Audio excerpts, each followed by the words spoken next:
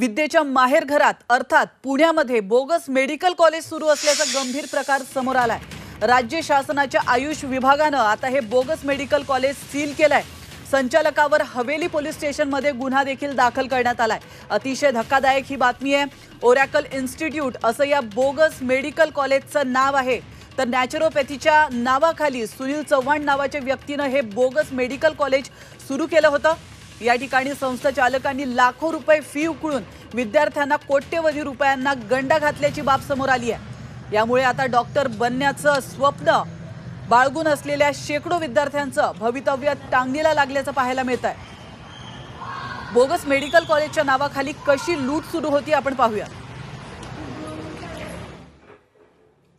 पुण्याजवळ होंडजे गावामध्ये सुरू होती ही ओरॅकल इन्स्टिट्यूट। सुनील चव्हाणने सुरू केलं होतं bogus medical college. Naturopathy doctor बनण्याचं स्वप्न दाखवून प्रवेश देण्यात येत होता। मेडिकल प्रवेशासाठी ना परीक्षा ना कोणतेही निकष या ठिकाणी लावण्यात आले होते। कुठल्याही शाखेतून 12वी उत्तीर्ण झालेल्यांना प्रवेश दिला गेला होता।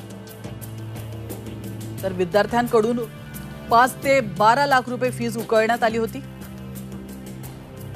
नॅचरोपॅथी अभ्यासक्रमाला शासकीय मान्यताही नव्हती। आयुष विभागाकडून बोगस मेडिकल कॉलेज सील करण्यात आलं।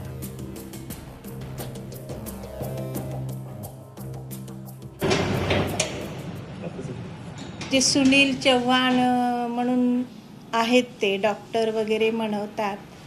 तिथे गेल्यानंतर जसं MCIच्या क्रायटेरियानुसार आम्ही त्यांना विचारणा केली की तुमच्या ह्या संस्थेला म्हणजे CCM किंवा MCIची मान्यता आहे का, त्याचं रजिस्ट्रेशन नोंदणी असते ना सगळ्या संस्थेची वगैरे, सगळं पाहणी केलं आणि सगळे डॉक्युमेंट व्हेरिफिकेशनसाठी मागवले।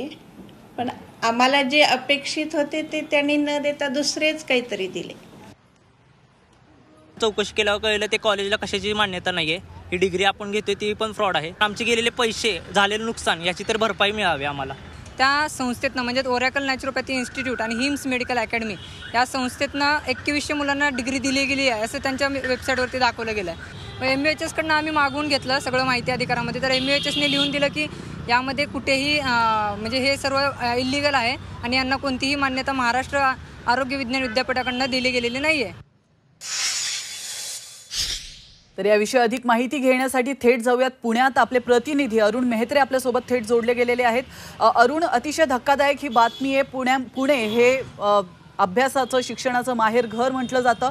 मात्र पुण्यामध्ये हे मेडिकल जे कॉलेज आहे बोगस मेडिकल कॉलेज हे कधीपासून सुरू होतं, किती विद्यार्थी या ठिकाणी शिकत होते आणि कसं या विद्यार्थ्यांचं नुकसान झालंय?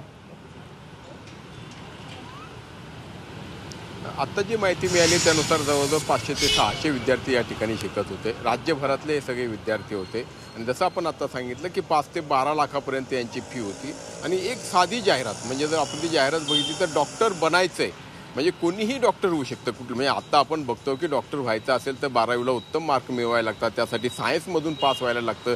त्याशिवाय नीट नावाची जे म्हणजे मेडिकलसाठीची एंट्रन्स टेस्ट आपल्याला द्यायची असते। इथे कुठल्याच प्रकारची मेडिकल एंट्रन्स टेस्ट नाही आणि थेट म्हणजे कॉमर्स आर्ट्स सायन्स कोणीही विद्यार्थी तिथे प्रवेश घेऊ शकत होता आणि त्याला डॉक्टर बनण्याचं स्वप्न दाखवलं जात होतं आणि त्यासाठी पैसे उकळले जात होते।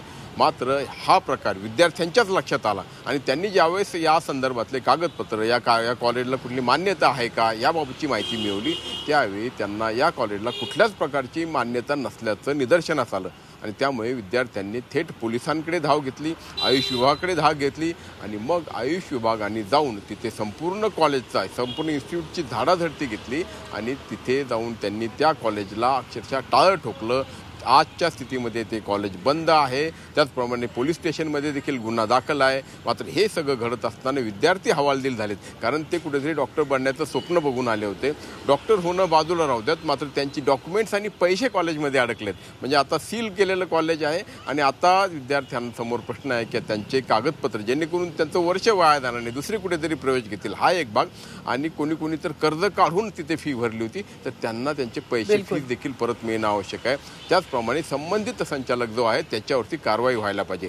आणि याच्याही पुढची बाब म्हणजे महत्त्वाची म्हणजे की केवळ हे एक कॉलेज नाही तर राज्यामध्ये असे अनेक किंवा असंख्य कॉलेजेस असू शकतात जिथे बोगस पद्धतीने डिग्री दिली जाते, बोगस मेडिकल कॉलेजेस आपण ज्याला म्हणतो. आणि त्या सगळ्यांवरती देखील आता कुठेतरी त्याची तपासणी व्हायला पाहिजे, चौकशी व्हायला पाहिजे आणि योग्य ती कारवाई व्हायला पाहिजे अशी देखील मागणी या निमित्तानं पुढे येते.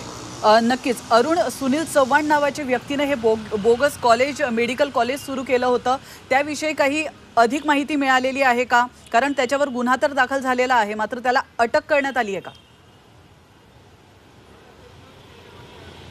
खरं तर ज्या दिवशी हे कॉलेज सील झालं होतं त्याचवेळी या सुनील चव्हाणवरती गुन्हा दाखल झाला होता. पुण्यातल्या हवेली पोलीस स्टेशनमध्ये गुन्हा दाखल झाला होता. मात्र गुन्हा दाखल होऊनही तो पोलिसांना भेटत नव्हता असं ते विद्यार्थी सांगत होते. म्हणजे विद्यार्थ्यांचं म्हणणं आहे ते ज्यावेळेस पोलिसांकडे जात होते त्यावेळेस पोलीस त्यांना सांगायचे की संबंधित आरोपी आढळून येत नाही, सापडत नाही आहे किंवा त्याच्याशी काही संपर्क होत नाही आहे. आणि दुसऱ्या बाजूला त्याच सुनील चव्हाण यांनी पुण्याच्या न्यायालयामध्ये अटकपूर्व जामिनासाठी अर्ज केला होता आणि गेल्याच आठवड्यात तो अर्थात हे प्रकरण सिव्हिल प्रकारातलं असल्याकारणाने न्यायालयाने या संदर्भात त्याला अटकपूर्व जामीन मंजूर केलेला आहे. त्यामुळे फक्त आता काही अटींवरती हा अटकपूर्व जामीन आहे, त्यांना पोलीस स्टेशनमध्ये हजेरी लावावी लागते आणि याशिवाय इतर बाबत चौकशी करण्याचं काम हे सुरू आहे. अर्थात हे झालं सुनील चव्हाण याच्यावरील कारवाईविषयी. मात्र पुढे म्हणजे जसं मी म्हटलं की विद्यार्थ्यांना न्याय मिळणं आवश्यक आहे आणि त्या दृष्टिकोनातून आता हे प्रकरण हाताळलं गेलं पाहिजे.